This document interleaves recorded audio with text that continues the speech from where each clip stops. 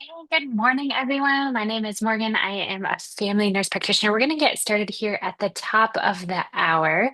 Thank you so much for joining me. I'm going to just spend a couple minutes kind of doing a few plugs for Archer Review since, it's a great product. And for those of you who may be looking to study up for your boards, this is a really, really great resource. And if you've already passed your boards, if you're a current nurse practitioner, we are working on getting some continuing ed type products going. So this will be a really, really amazing resource for you as you continue in your career. Things like today's treatment of obesity medicine. This is a really great way to kind of know some things that maybe we're not taught really in depth in school. I'll be talking about menopause later this month, some of those topics that I feel really passionate about that potentially, they're just not hugely talked about in our education programs. And so given that, sometimes we can, feel a little bit like out of our own roundhouse taking care of this stuff. And often we do need just a little bit more guidance on things, and continuing our own education is so, so important. So that's what we're going to talk about today. If you are not already, I really encourage people to become part of our um, our Facebook group. Sorry, I have a CD player that my daughter put on here, and it just started playing randomly. Guess I'm sharing my office with a ghost today. Okay.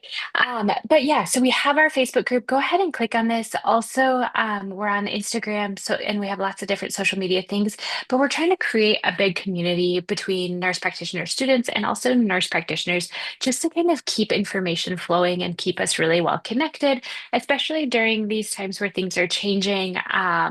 And we're losing access to certain guidelines and things like that. This can be a really, really great place for us all to connect. So if you're not a part of our group, please reach out and join us.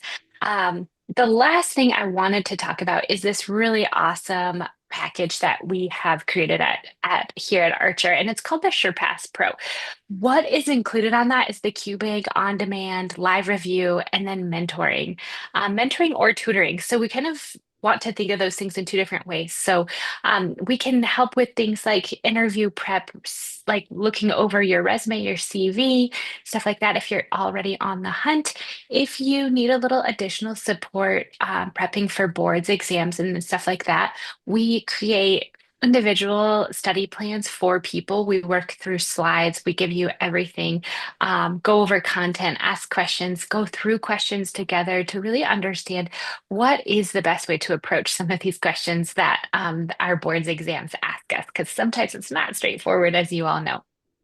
Um, with that SurePass Pro, we do a pass guarantee. So the way that it works is that you'll have certain amount of tests that you'll take, and it will give you a score. And once you hit a certain score, then we're pretty certain if you can pass our test, you're going to be fine sitting for those boards exams. And so you just keep getting more and more questions and exam opportunities, so that day when you go to sit for your exam, you're like, I got this. I passed our tests, which probably are a little bit harder.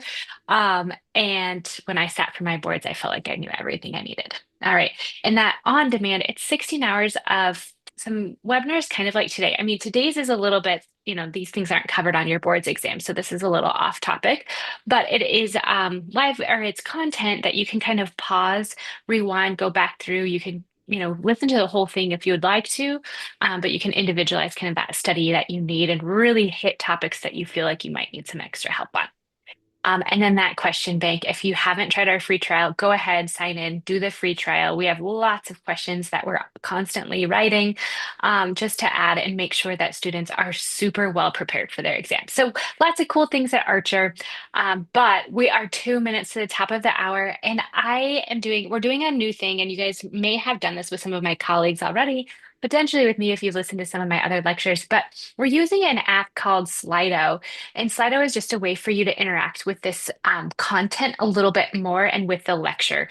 I really like it. I feel like we've gotten really good feedback from our students around using this application. So if you can, go ahead and pull out your phones. I know we never say pull out your phones, but today we're going to say pull out your phones and scan this QR code. I'm going to do it right along with you all just to make sure everything's working. And I'm going to activate it here. Oops, not sure what. Oh, I have a draw on pages thing. I turn that off. That's pretty cool, but I don't need it. Okay, there we go. So, scan this QR code here, guys, and we will get in to our. So you can just hit join Slido on your phone, and then just type in quick, just some practice. Where are you all joining us from? I am here in Denver. We had like 60-degree weather yesterday and it was sunny and I should have went for a bike ride. Oh, DC, awesome. Welcome, welcome. And today it's so cold. It looks like it could potentially snow. I don't know. I don't have TV, so I don't know what's happening with the weather. And I should look at my phone app a little bit more. But yeah, let us know where you're joining from. Usually we have international folks. Do we have anybody that's international today? That's so awesome when we do. Sorry, I'm working off of two screens. That's why I'm looking in this direction. Um, all right. Anybody else? There's a QR code here in the bottom if you didn't manage to get it. Let's see here. Go back here.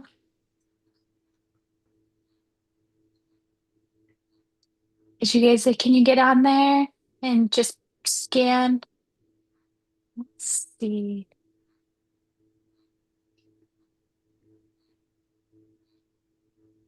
All right, we're gonna move on. I do encourage you if you can to kind of participate. I was gonna ask, what is everybody's New Year's resolution for 2025? Mine is to get my North American menopause certification. That's my one, be the best I can be. I love that. Great. I love that. So good. All right, I'm gonna see if I can get rid of this. There we go. Okay. I don't need that drawing on the rest of our presentation. Okay, folks, we are going to continue. Oh, somebody else is writing. I love it. New Year's resolution. I know we're kind of past that. We're in February. Can we still talk about our resolutions in February? Maybe we just do a quick check-in. How you doing on it? The pass it and clicks on the first attempt. Awesome. Super great. I love that. So good. Okay. Well, let's jump on in, guys. Let's talk all about obesity management.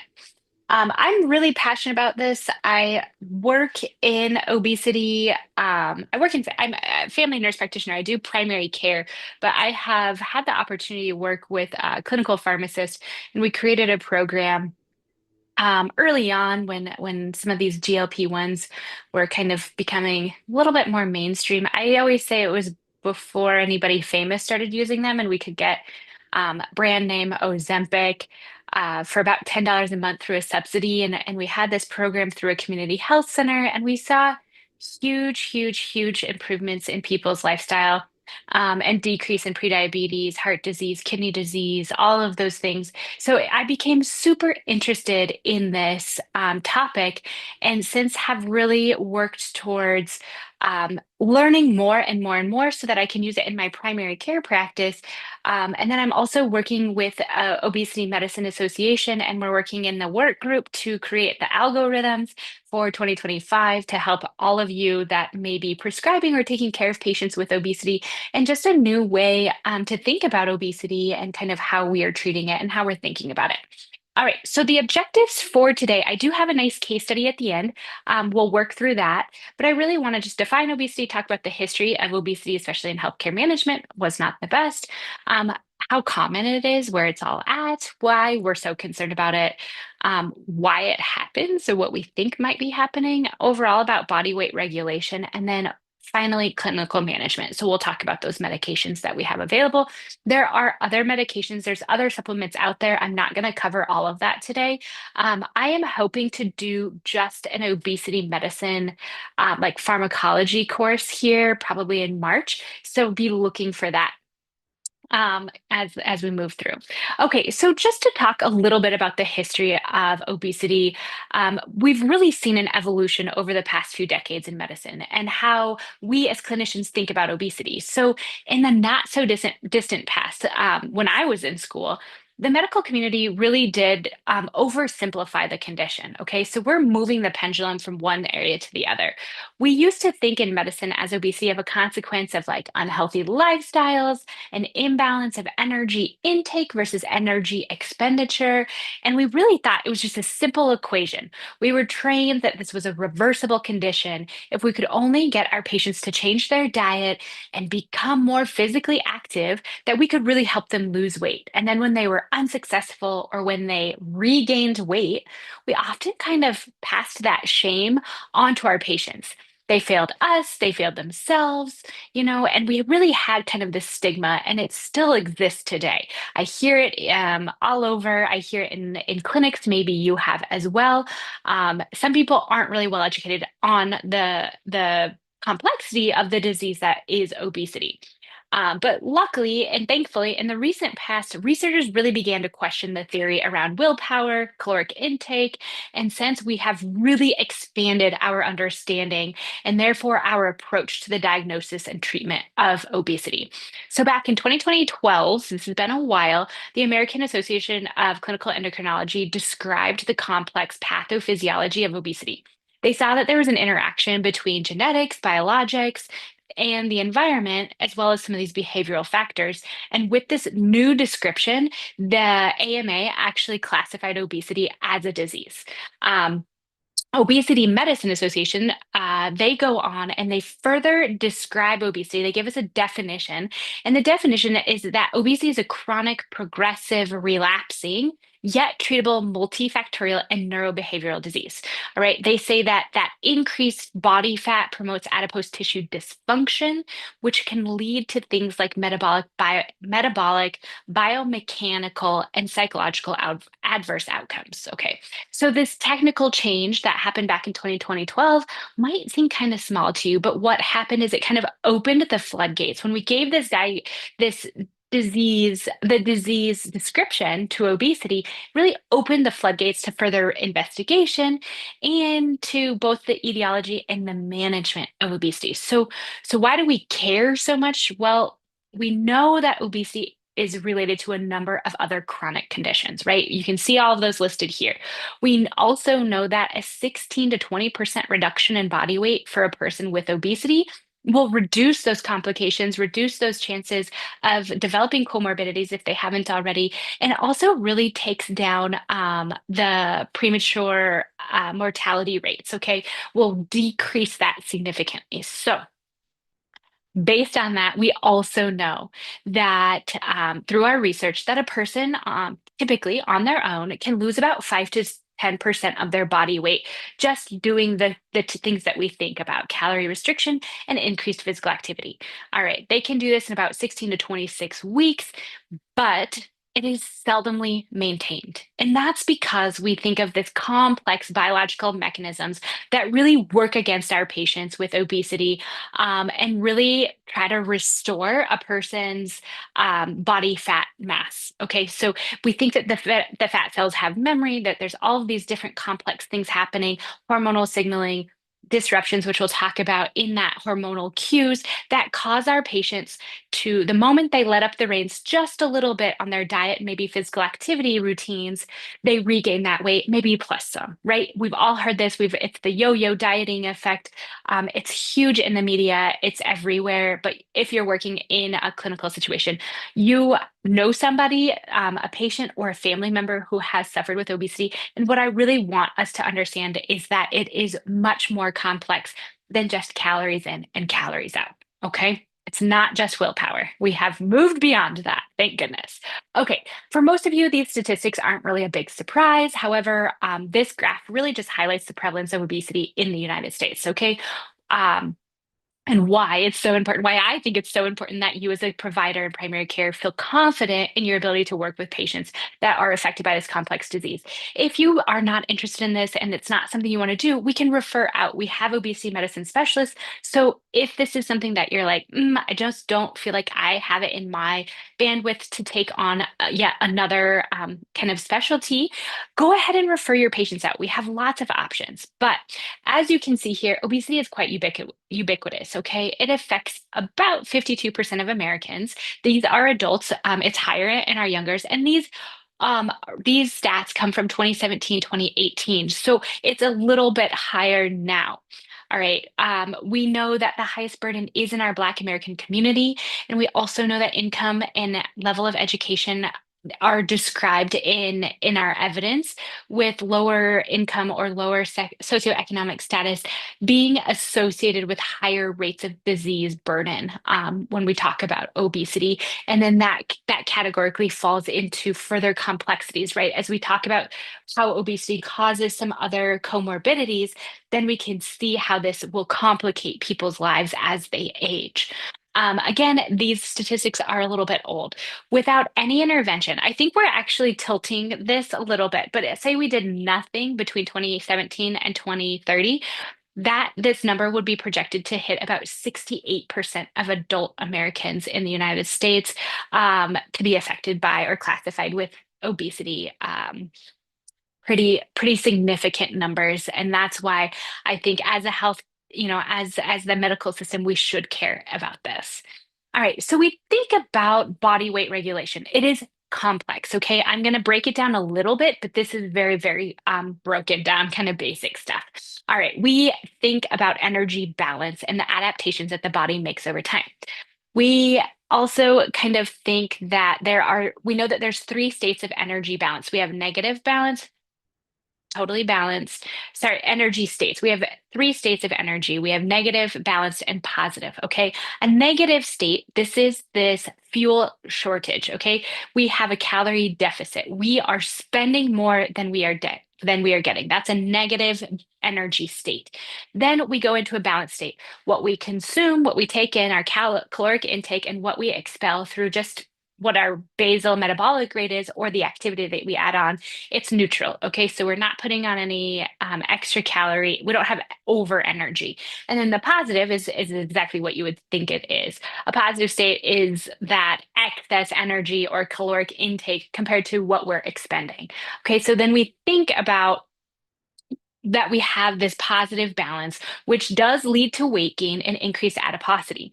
But why we get there is what I really want to focus on today. It goes beyond willpower, it goes beyond our activity level, okay? And the majority of our patients, not everybody, there's probably some people who, yeah, they could say, like, oh, this month I just really it was really stressed and I ate a bunch of things and I didn't do any of my routines. Okay. We can simplify it, but for the majority of our patients who are, class one, two, three obesity, we're thinking there's other things happening in their body.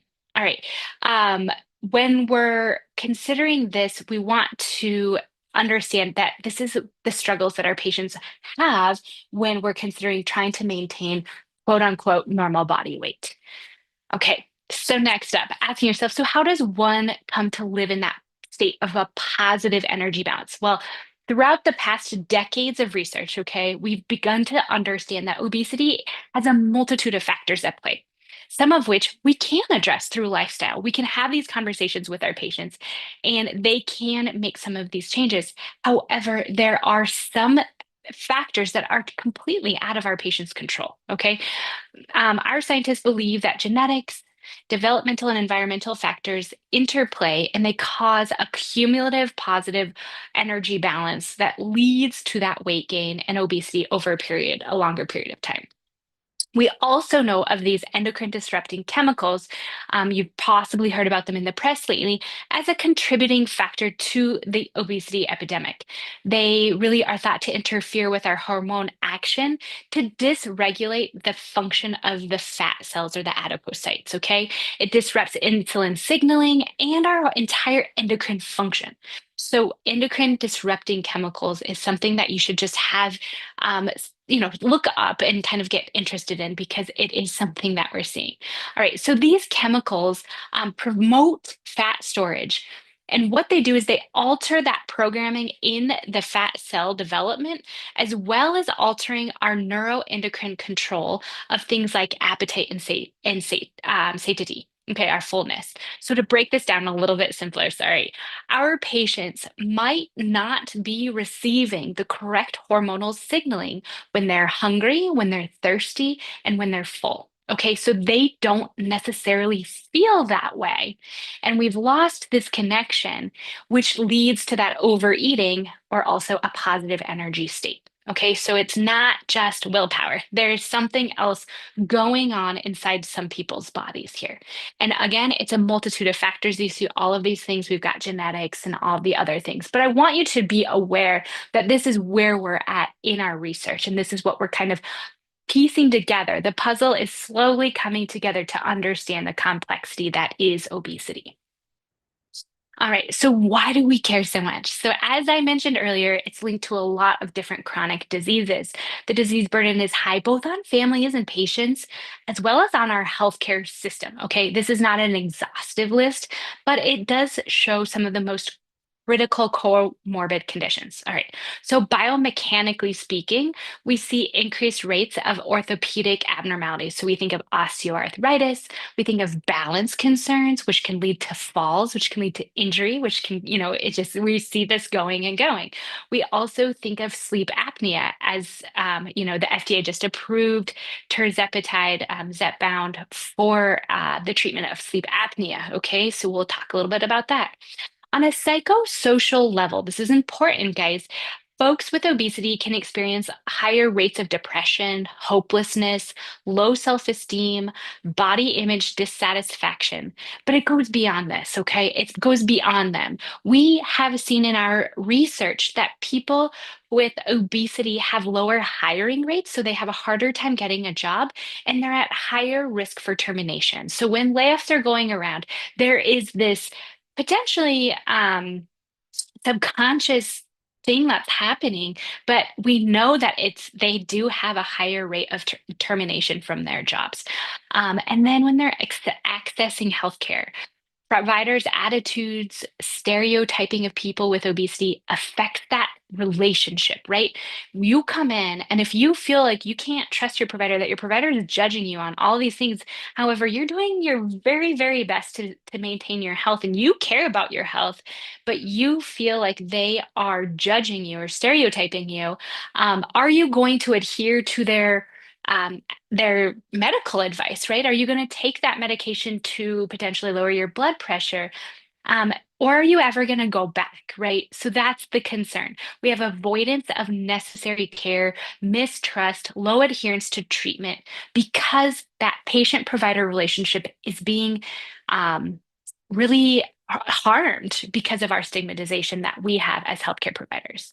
All right. And then metabolically speaking, we see increases. You guys know this. This is type 2 diabetes, hypertension, dyslipidemia, cardiovascular disease, as well as 13 different cancers.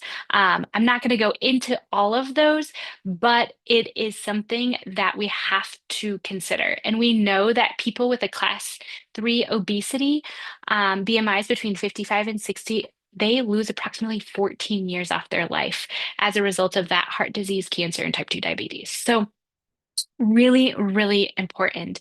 And then with that kind of context into the cancer, we know that fat cells induce oxidative stress and inflammation. Inflammation can lead to increases in malignant dysplasia, hyperplasia, proliferation, or metastases. Okay.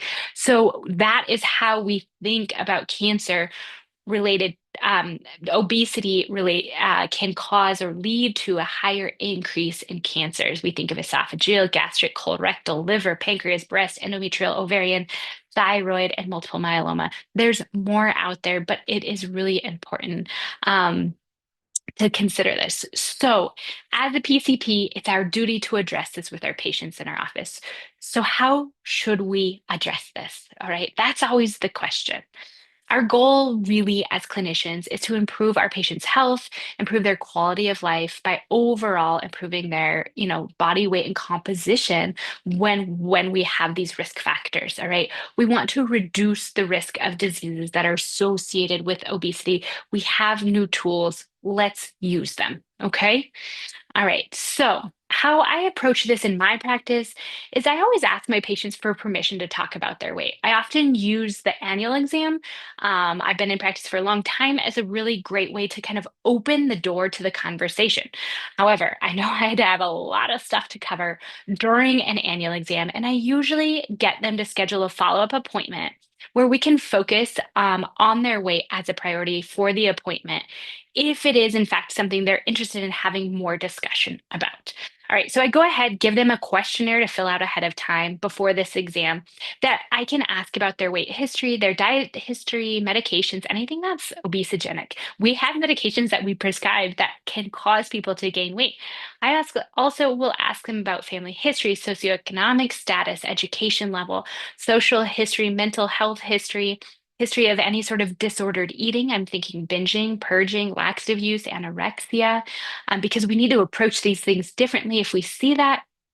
And, making sure that we're creating a bridge with our patients when we're having these conversations versus creating a barrier, right? Like I'm here to support you, and that's why we ask permission.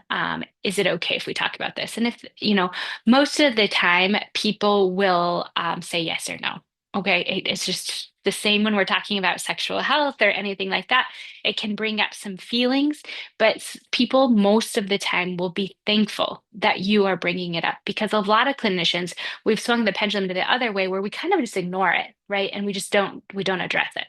All right, for labs, okay, so if I am bringing this patient in, so these things are I'm covering during that appointment that I've set apart.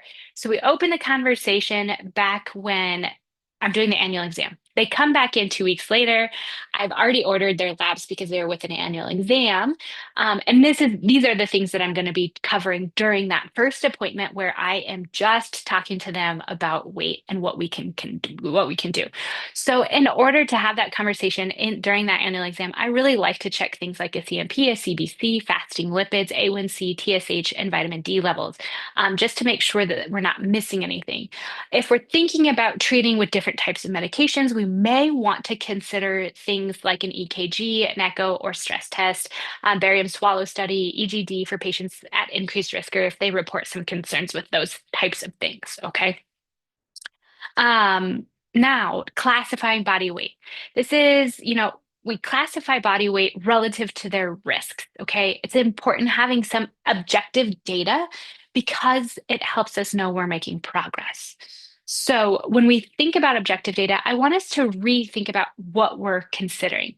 In my practice, I use BMI, so that's height to weight ratio, as well as a waist circumference. These things are pretty easy. If you were in a specialty practice, they would probably have more specific ways to measure body fat and so forth. But if you're working in a primary care clinic, do not disregard the weight circumference. Please do not rely only on BMI. And I tell my patients, my focus is not numbers. My focus is making you feel good. What your goals are my goals. And that's really where I come at it. However, I like to know that we are making some changes for my documentation, really, so I can justify continuing using medications if we're going to go that route or that our interventions are having some impact.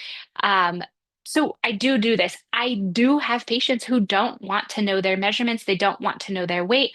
And I completely honor that. Sometimes we don't take people's weight, and that's okay.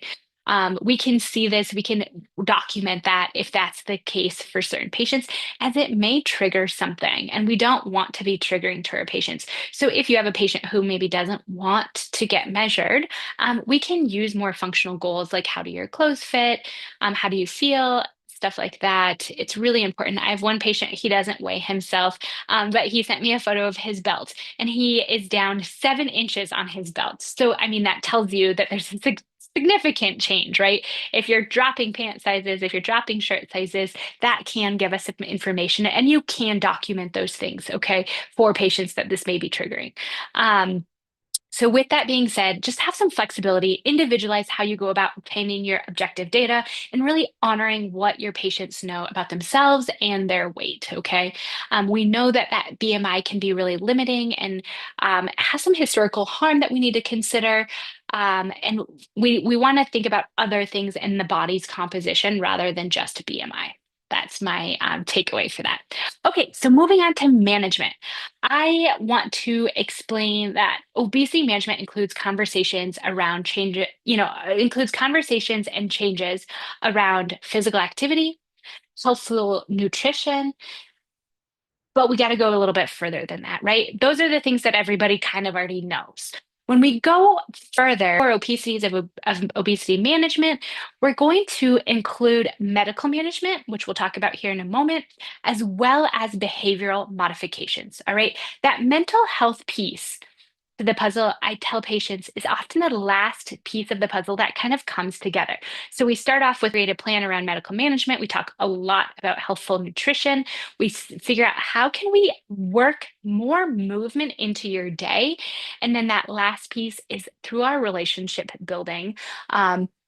We talk about what areas food potentially had, right? Do we have any emotional things? Do we have any coping mechanisms, old habits that we need to look and examine before we consider that somebody's like good to go off, right? And these are conversations that happen over the course of their treatment, and that it can be 12, 18 months, lifetime, right? Everybody's a little bit different. But we need to know and understand each patient and what their relationship is and has been around just dietary intake and food. Okay. Um, and it's okay. Like when we're asking our patients these tough mental health questions, I just want to tell you, be okay with some silent pause. As patients reflect on this, it can take a moment. And as clinicians, it can be really uncomfortable, especially when we're new. We think like, oh goodness, did we say something that upset them?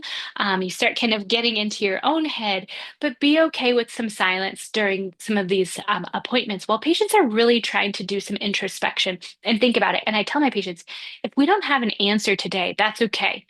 I want the homework for this next month is going to be to kind of think through this and really understand, like do some deep diving of where potentially we have used has food ever been an emotional part of our lives? Have we coped? Did we, were we trained to eat everything on our plate? Were we trained that when we fall and scrape our knee, a sucker is a great option. If you've noticed a lot of healthcare clinics with, like, if you have kids, I've got young kids, we used to get suckers, gum, candy after an injection. And again, that is conditioning the brain to say, when I feel physical pain, I can eat and feel better, right? There are all of these components that may come together that we need to think about, and we're going to work through with our patients as we're building this. Okay, so when we talk about nutrition, just some basic recommendations, we think about decreasing calorie intake, all right? For a female, we think about 1,000 to 1,200 calories per day. For males, 1,200 to 16 calories per day. There is such thing as a very low calorie diet, less than 800. That should be medically supervised. I don't really ever put anybody on that. When we think about protein intake, we think about zero point 0.8 to 2 grams per kilogram per day. We want to restrict fats to about 30% of total calories. We want to really have an emphasis on those healthy fats, omega-3 fats. Carbohydrate restriction, less than 26. I'd never go to a carb-free diet. Some people like it. making sure we're getting plenty of fiber, 25 to 30 grams per day. And then just to talk about fats just for a minute. So we have those polyunsaturated fats, the omega-3s, nuts, walnuts, almonds. And then we have things, the monosaturated fats, olive oil, avocado, canola oil. And then we have trans fats, hydrogenated oils. Those are banned in 2018. We still have trans fats that's associated with the increase in LDL in our cholesterol panel, our lipid panel, and it decreases the HDL. When we have those, that causes an increased risk of this cardiovascular disease, diabetes, certain cancers. We think of margarine, microwavable popcorn. Oh, that makes me sad. Pizza, fast foods, all of those things have a lot of that trans fat, which is not great. So, easy things to kind of talk through. Patients can look up, do food journaling. If they want, if calorie counting is helpful, go for it. If it's not helpful, let's not. Let's just reduce portion sizes. Let's eat on a smaller plate. Let's go for the proteins first, carbohydrates last. Let's try to cut out as much sweets as we can. We have things like the Mediterranean diet, which is great. Pretend like you live around the ocean and eat like you live around the ocean or the sea, okay? DASH diet, which is really great for the heart. Intermittent fasting having some different results, but seems to decrease some inflammation. But again, those are kind of mixed results on that in intermittent fasting. Maybe you guys know more than I do. Okay, physical activity. Recommend writing a prescription for exercise. This can help people get actual gym memberships and stuff like that covered. We track steps and movement if it's within their realm health, if they have a smartwatch or anything great. A lot of phones nowadays will track movement, so you don't even need the smartwatch. If your patient has that, maybe download an app that's free. I'm gonna say it, Fit On. It's a free app. I use it. It could be for all my patients, 5, 10 minutes, 20 minutes. And then limit screen time, right? We want to make sure we're not sitting in front of our computers and our TVs and, playing video games for hours and hours. The recommendation is 150 minutes per week of moderate intensity activity and then resistance training. We want to maintain bone density and muscle mass, and we want to change that body composition. So I say at least 30 minutes a week. You can break that down into 3 10-minute segments or 2 15-minute segments of resistance training. So I don't care if it's a can of soup that you're lifting and doing curls with, any bit of resistance, that's eventually going to get probably too late and too easy, but continue with what you have in your home. Okay. We don't need to spend a lot of money. We don't need to go to the gym. We can do this typically in our communities, in our homes. We have stairs, walk in place, find ways to make movement easier. All right, as I sit all day long in my desk, I say these things. Okay, and then that behavioral modification. We talked a little bit about this, but we want to make sure we're managing stress, the tough one. Sleep optimization, making sure they're getting plenty of restful sleep. Okay, do we need a sleep study? Are these things, if we have sleep apnea, that could be worsening the stress levels, right? That's increasing cortisol, increasing blood pressure, increasing our ability or our weight gain. And then psychological support. So I like the SCOFF questionnaire. I give that. It just is a quick way to assess for any sort of disordered eating. And then we use motivational interviewing. So that's your SMART goals and what are your barriers, assessing barriers, helping the patient make their own goals and their own plans through our question asking, right? We are just there to provide the questions, but ultimately our patients are the ones that are going to set forth their own plans for their own health because God knows if I tell a patient, go get a gym membership, go to the gym 5 days a week, 30 minutes on the treadmill and 30 minutes of, this, that's likely not going to happen for most people because it's not within their lifestyle to make that happen, right? We have jobs, we have kids, we have all sorts of barriers that might get in the way. So if we use motivational interviewing, we are helping the patients create their own plans for success and identifying what is it that has been their barriers in the past and how can we move around those barriers. Okay, then finally, medical management, and this is our obesity medications. All right, we have different phenotypes of obesity. This was produced by the Mayo Clinic. We have hungry gut, so the stomach always feels kind of hungry. Hungry brain, where it's just like not always thinking about food. We have this slow burn, so that's just somebody with a low metabolic basal, sorry, low basal metabolic rate, and then that emotional coping. Most people will fall into one, two, three, or maybe all four categories. Okay.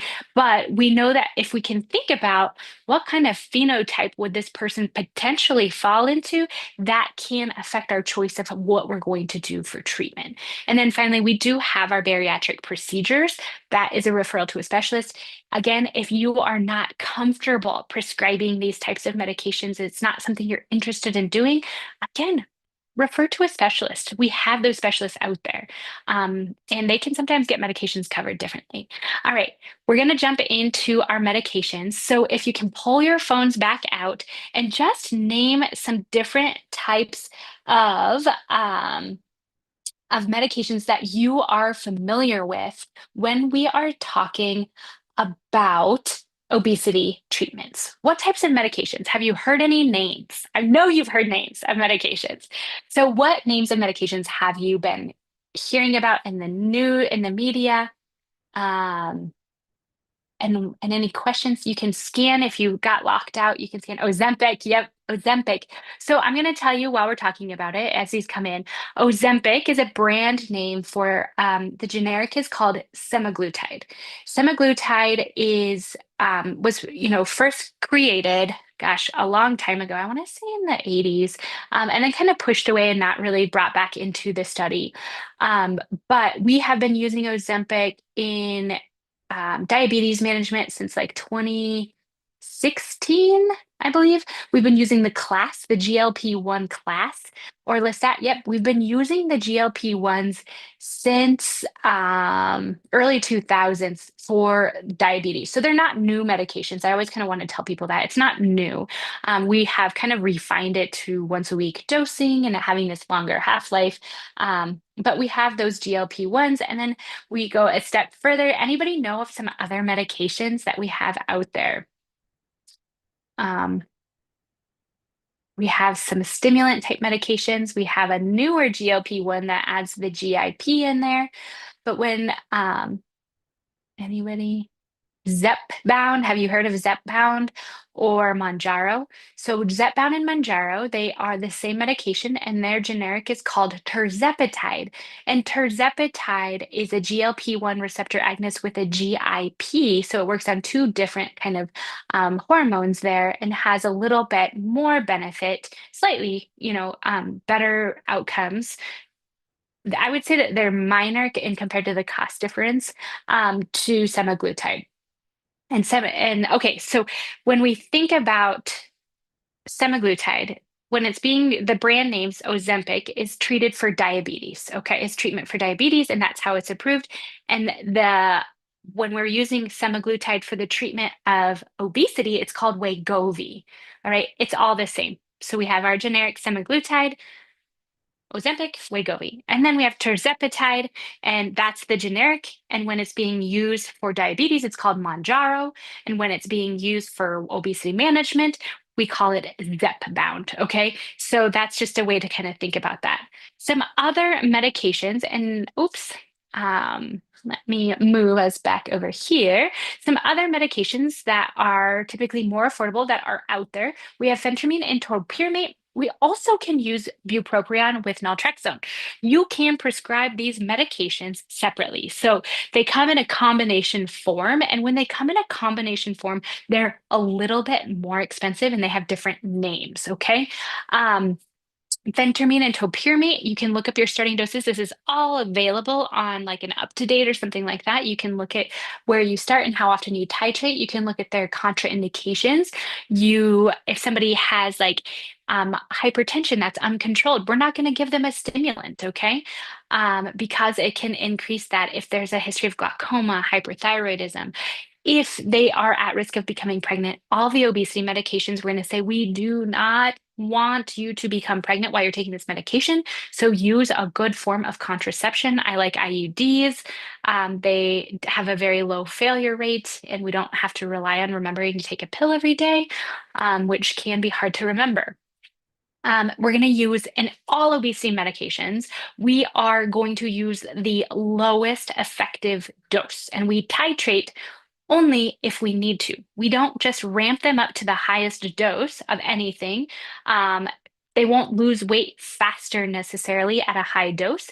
If they're losing on these medications a pound to 2 pounds a week, we are satisfied. Okay. If they are not, we'll go up and we'll do a dose escalation.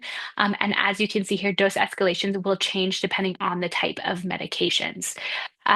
The bupropion is an antidepressant. And so anytime we give an antidepressant, we need to assess suicidality, making sure they're not planning a suicide. And then we give them some energy to complete something like a suicide. So really important on all of these medications just to check mental health, right? We want to make sure we're catching that at any point in time. Okay, I'm going to move on to the GLP-1s. Okay, so when we think about the GLP-1 class, like I said, we have semaglutide and tirzepatide. There's more coming out. Tetras, I can't remember. There's a new one that's in clinical trials right now that's showing very, very good effectiveness.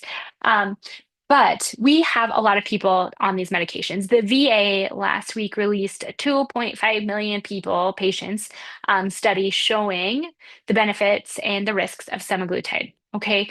Um, just a caveat to that, it was mostly male patients and patients with diabetes.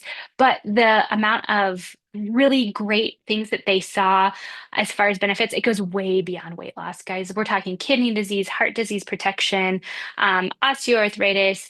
We're talking alcohol use, decrease in alcohol use, decrease in opiate use. So thinking like potentially we could use these as a substance use medication. If you haven't heard that, great, check out that study. It was kind of phenomenal. Risks with semaglutide or tirzepatide. Let's talk about this. Most common nausea, vomiting, diarrhea, constipation, very, very common. All right. Especially anytime we're increasing the dose or starting it or increasing. So, what do I tell my patients? Right away, we're going to go ahead and decrease the amount that you're eating, and we can do more small, frequent meals, right? If we eat a ton and we have this stuff, and now we've slowed down your digestion a little bit, you're going to feel full, bloated, nauseous. You may throw up. So we want to just decrease that portion size. All right.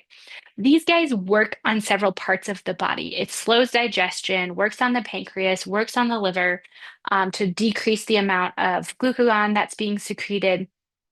Also has effects in the central nervous system, decreases appetite, increases satiety, so you feel fuller faster. It also decreases that reward, and so mechanism in the brain. So if you're eating and you're getting like a little dopamine release because of that, it kind of slows that down. That's the pathway we think that it's working for substance use disorders. And all of these things I mention because when we slow down digestion, oftentimes we're going to see some of those side effects occur. Um, some things that were also written in the literature as far as adverse side effects, we heard about gallbladder disease. We think about gallbladder disease occurring in anybody with weight loss, especially rapid weight loss, which we see on some of these guys. So we need to be cautious about that, decreasing fat intake and stuff like that to reduce those risks. We think we've seen an increase in pancreatitis. Oftentimes, we see an increase in pancreatitis in patients who have very high triglyceride levels, and then we give something like a GLP-1. So making sure that you're checking somebody's triglyceride levels less than 500. If they're over that, you need to work on getting those triglycerides down before you initiate something like a GLP-1 medication. All right. We see quite a bit of weight loss with these medications. We about 20% come off. Semaglutide, I think they said 17%, tirzepatide a little bit closer to 20. And then every patient is going to lose weight in a different fashion. The weight doesn't just come straight off. It typically has a little bit of this. We may hit a plateau. We can do a dose escalation at that point. If they were to plateau, if they're already at max dose, I say just hold steady, really focus on increasing physical activity if we can, really, really doing some evaluation on what it is that you're eating, making sure you're sleeping well, reducing your stress as much as possible. Getting that full holistic approach to weight loss is going to be really, really important. With semaglutide, the dosing you can see here, I don't titrate I don't go up quickly. There's some providers who are out there doing rapid titrations.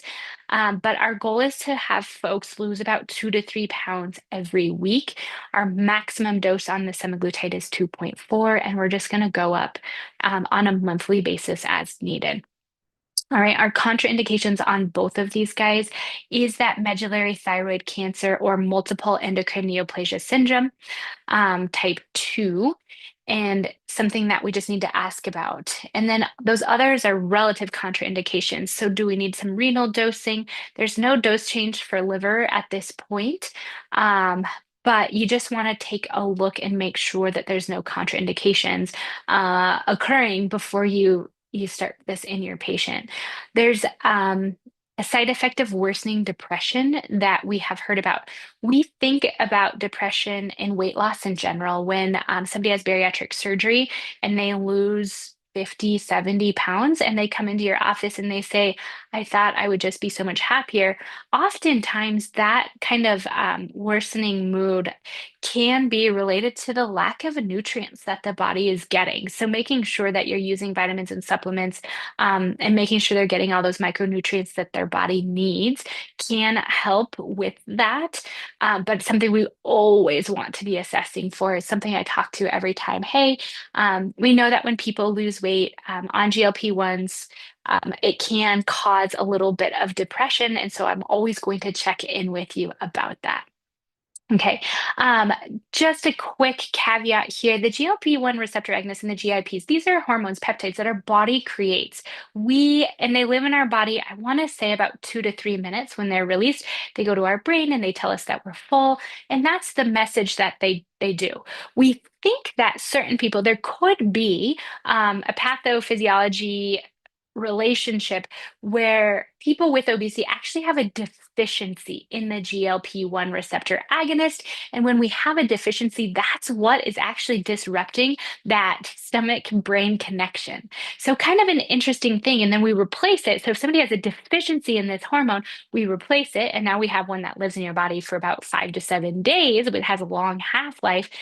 Then we know that it kind of strengthens that signaling between the stomach and the brain. And when you're full, it's like rather than it being a soft whisper or no message at all of being, feeling full or having that satiety feeling, now it's this loud yell. I say it's like a megaphone when you're taking Ozempic or Zepbound. It's a megaphone, I am full, stop eating type message. We want patients to still feel hungry. We don't want to suppress their appetite to the point of no appetite whatsoever. We know that's not necessarily healthy or safe. So, making sure that you are hitting your goals. And I always tell patients, my goal is that you feel hungry in the right times. Okay. I want you to eat 3 meals a day, small portions. If you need a little bit of a boost in between, I want it to be a protein dense grab or something like carrots or celery. If you're looking just for some nutrients or some crunch in the middle of your day, well, making sure you have adequate water intake, adequate fiber intake, considering a fiber supplement. I also consider using something like a probiotic to help keep that digestive system moving. And if there is kind of this pathway link between the microbiome and the deficiency in the GLP-1s, we can, if you can eat fermented foods or take a probiotic, that might help a little bit just maintain gut health. Um, One thing I didn't mention is a common concern that we have is the um, gastroparesis or like basically paralysis of the GI tract. If you have a patient who has diabetes and they already are experiencing something like gastroparesis or just a slow digestive system, when we add this, we can make that worse. So we want to make sure that we're being very cautious about prescribing this medication and the dose and maintaining and monitoring for those things. We want to make sure we're also educating our patients not to do any dose escalations without consenting and talking with us first. You could have that one patient who says, well, if 1 milligram's good, I bet two is better, and maybe it hasn't been the appropriate time and they increase that. That could increase your risk for something like a gastroparesis. So making sure we're doing that dose escalation on as the manufacturers have described and making sure we're really adhering to those safety parameters when using these types of medications. Okay, what questions do you have about tirzepatide and Zepbound. You can go ahead and put them in the chat if anything comes up. Um, as these are pretty common medications, anything that you want me to talk about further with these new classes of medication?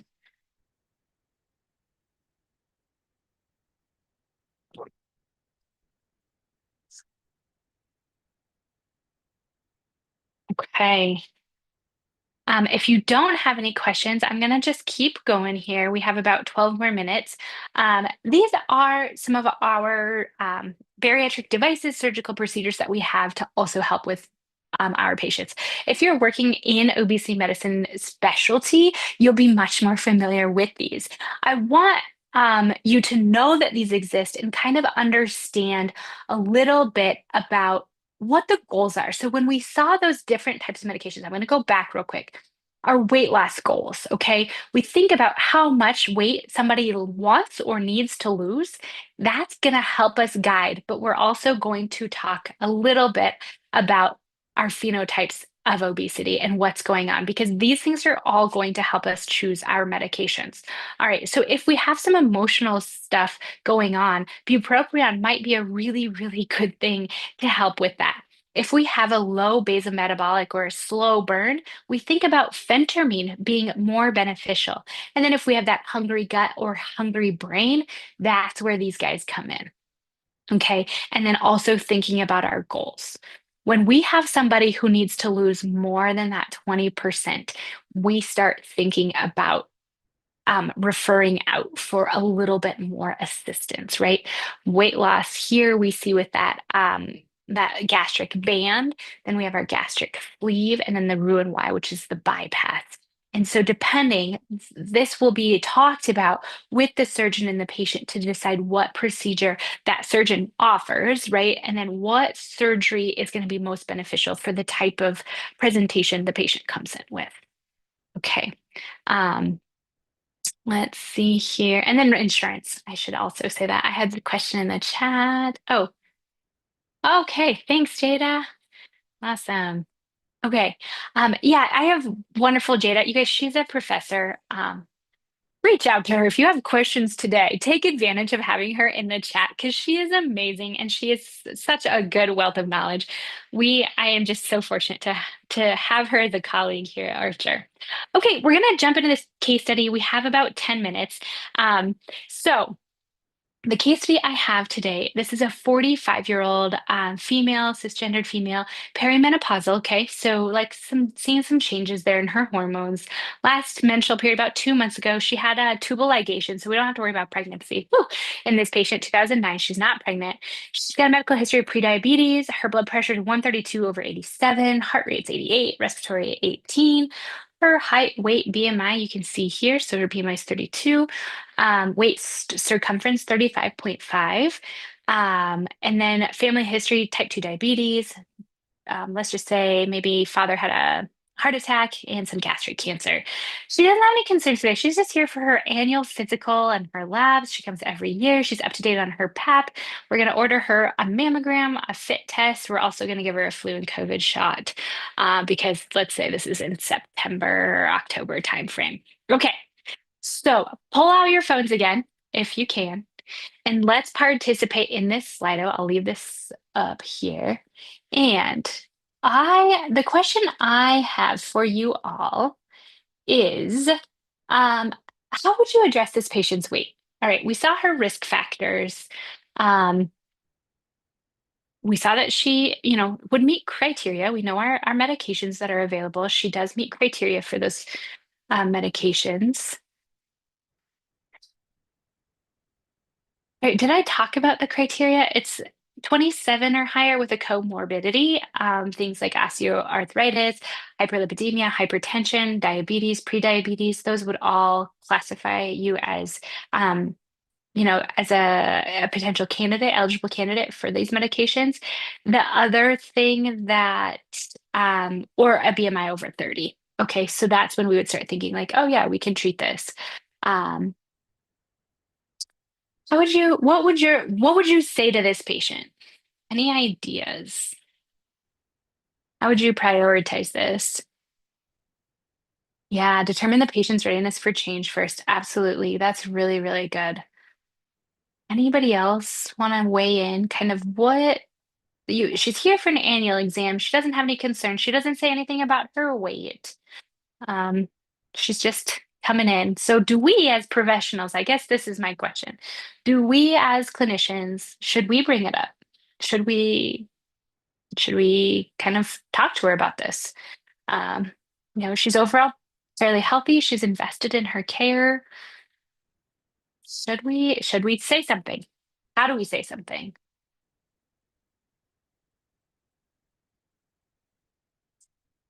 Right. We have one more person typing, and then I'll give you what I would do.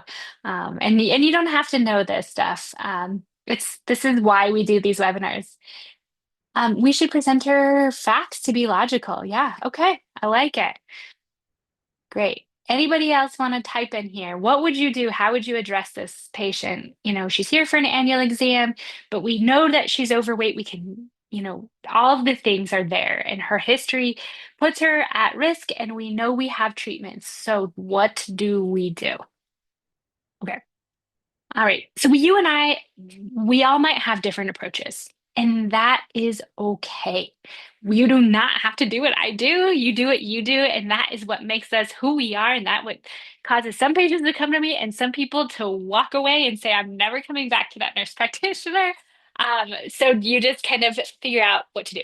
How I would handle this is I really focus on building this long-lasting relationship with my patients. I really, as long as there's nothing life-threatening, we don't have a newly found arrhythmia on exam or something like suicide ideation that we revealed on their PHQ-9, I go ahead and I just really let my patient set their priority for the appointment. I ask a lot of open-ended questions. And here today, so this patient is here for simply, just for her annual wellness exam. And there's so much to cover in this short amount of time during an annual exam. So I know I will not have adequate time to bring in an entire new topic. So I really want to approach this carefully. All right. So during the annual wellness exam, I get to ask about preventative health questions. I get to ask about vaccines, screening, sleep habits, menstrual cycle, alcohol use, substance use, dietary habits, physical activity routines. And finally, I get to ask them about any other concerns. Do you have any other concerns with your body? And I would estimate that after going through all of these topics, about 90% of the time, a patient will bring up their weight if they're overweight as a concern. And that, you guys, is my chance.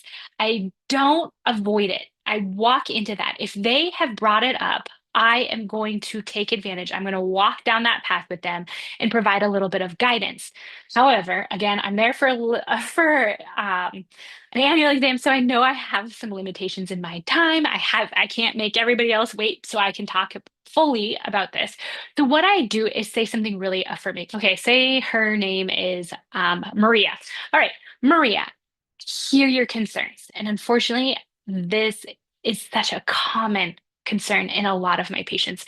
I want to tell you that in medicine, we're learning more and more about the complexities around obesity and how the weight equation really isn't just as simple as calories in and calories out. And as somebody starts transitioning to that menopausal state, we know that weight loss can be so much more difficult. Luckily, we do have some new tools that are really beneficial. And if you ever want to talk more about them, I would love to schedule a visit with you just to talk about what options are out there. So in this situation, I've affirmed her concern, normalized her feelings and her frustrations, right? And I've opened the door for us to focus on this concern at the next visit. Okay. Typically, this patient will kind of like what I've seen is either they're like, I'm not really interested in it, or it's just kind of like, oh, there's something I could do about this, and they're like humming and hawing. They're not really ready to make the commitment. And then you have that other patient who's like excited. They kind of feel this relief, like, oh, she brought it up. Everybody knows about Ozempic, but now my provider kind of brought it up, right? I didn't say the word Ozempic or semaglutide or tirzepatide or any of those things, but I said there's things out there that we can talk about. We can learn through this. We can work together on it. Or you could say something if you're not familiar, you're not comfortable doing this. you know, there is a specialty around this, and I would be happy to place a referral for you to talk to somebody who knows. Okay, something like that, that's telling your patient, it's okay. I'm here. I'm walking this with you. There's no shame. We're going to do this. But now we have this new tone set and this trust, right? Like, hey, you heard me. I got to say something that I wasn't ready to talk about, but you brought it up and now I get to talk. And that feels so good for patients. Okay. So oftentimes what I'll have these patients do is say, why don't you come back in 2 weeks if I have my schedule available? Come back in 2 weeks when we have all of your lab results. We'll talk through your lab results, and then I can tell you a little bit more about some of the treatment options that might be available for you. And then we can discuss what it is. Sometimes I give them a healthful living handout with medication names. So I have a printout that I created that just, like look this stuff up, ask questions, write down your questions for when we come back together, you have some idea and you feel ready for our next appointment. And that can be really empowering. And they might come in and say, I've read and learned all about this stuff and I'm ready to get started. What can we do? All right. So if they come back, everything's good. Um, what do you think? So here's our just a recap, and I'm going to ask, what would you recommend for this patient? So she's 48 years old, she's perimenopausal. Here are her stats. She's got borderline hypertension, prediabetes.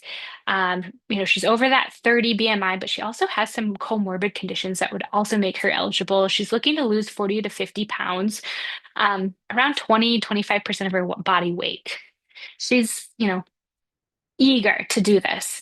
All right, let's go back to our Slido and tell me what medications you might be considering for this patient. Okay. Let's go to this one. Okay, what medications? Anything. You can put them out there, or no medications. Like, what would you consider for this lady? Still drinking coffee. I know it's noon. That's just the type of day it's been.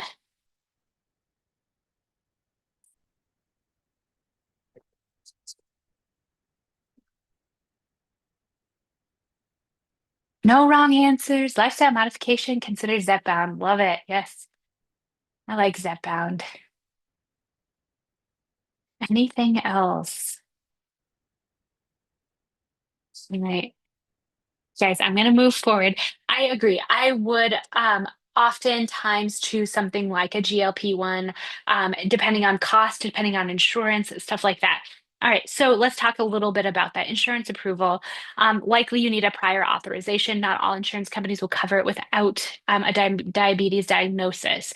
You may have to put in, like I said, a prior authorization. I've written appeal letters.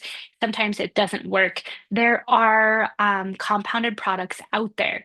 We need to make sure that wherever we are sending our patients, it's a safe, reputable place, that it's a safe product. It's efficacious. It's not just saline and it's not the salts. So there is some safety concerns around those compounded products, as you probably are all aware of. So do your research on that. I'm not going to give any specifics on the compounded. Make sure you're doing your own research and educating yourself around that. Again, we're going to titrate. So we say we do get this approved, we get Zepbound. That would be amazing. We titrate to the lowest effective dose. Again, I recommend all of my patients, if I'm starting them on a GLP-1, GIP, either of those medications, I'm going to go ahead and recommend a probiotic if they don't already take one. Fiber supplement, small portion sizes to manage common GI side effects, eating protein first, eating off of a smaller plate, really trying to avoid things like sweets, carbohydrates, as much as possible, just decreasing the intake there. I would do monthly visits with that patient throughout their treatment. And we are talking about goals every time. We're talking about mental health. Consider referral out to a dietitian or a physical therapist, personal trainer, depending on where they're at in their physical conditioning, to really be able to piece this whole puzzle together. Okay. So that wraps this portion up. I do have a couple of questions that just help us today. So, how comfortable are you with prescribing medications for obesity? If you can, will just give me a quick 0 to 10, where you're at. After hearing this, do you feel like you're kind of going to do a more deep dive and learn about this stuff? Or are you walking away totally? Hopefully not. Hopefully I convinced some of you. It's really, really rewarding work. Some of my favorite patients to work with, honestly. So, and we see huge changes and improvement. Good. Okay, six. So yeah, you got some information today. I'm gonna try and do a bigger kind of outtake here. And then really next question is more important. Did you like the Slido? Did this help? Was this interactive? Zero. You see the emojis here. I kind of love it. Okay, you like the Slido? Good. Good, good. I really love it. It makes it more fun for me. I feel like I'm actually talking to somebody here. So that's good. And then, guys, do you have any topics that you want us to talk about? We want information from our viewers. Um, this is a free text in. What do you want next? Antibiotics. Okay. I think we have that coming up. I don't remember who said they were going to work on that, but we have a meeting every week and we all kind of talk through these things. Any other topics? These free weekly webinars, please, please fill us in so we know what to do to make you happy and help you learn. All right, guys. Well, it looks like that is it for today. Oh, one more person. I'm gonna wait and see. Thank you so much. It's always so fun. Developmental milestones. Awesome. Yeah, that's a really important topic. And gosh, there's so many to go over. So pediatrics there. Great. Okay, I'm gonna write those down. Well, actually, this just saves. I'm going to share it with our team. So, you guys, it's been such a pleasure. I'll be back. Let's see here in 2 weeks talking about gastrointestinal medications. Oh, guidelines, good. Um, and so it's a pharmacology intensive course in 2 weeks from today. And then from 3 weeks, I'll be talking about perimenopause and menopause. I'm not sure. Check out what everybody else is. There's a bunch of us always giving lectures, and I can't remember, but hopefully you've gotten some of those. Have a wonderful day. And Abigail, thank you. I hope you guys best of luck to wherever you're at in your studies or your careers. Take care and have a wonderful rest of your afternoon. Thanks for tuning